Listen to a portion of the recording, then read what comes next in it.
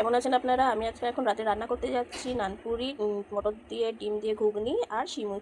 এখন আমি ময়দার মধ্যে দিয়েছি টক দই, চিনি আর লবণ। এটাকে আমি ভালো করে এখন মাখিয়ে রাখবো।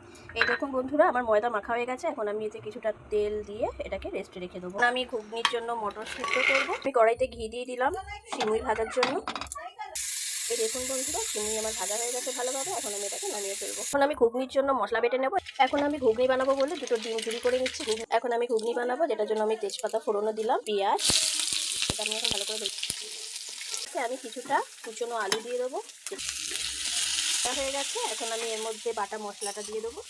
দিয়ে ভালো করে কষিয়ে নেবো। দুধ আমার ফুটে গেছে, এখন আমি এটাতে আমার ভেজে রাখা সিমুইগুলো দিয়ে দেবো। আর মশলা ভালো করে কষানো হয়ে গেছে, এখন আমি এটার মধ্যে সিদ্ধ করা মটর দিয়ে দেবো। এখন আমি ভেজে রাখা ডিমটা এতে দিয়ে নাড়াচাড়া করে নামিয়ে ময়দা এতক্ষণ রেস্টে রাখার পর দেখুন কত সফট হয়ে গেছে।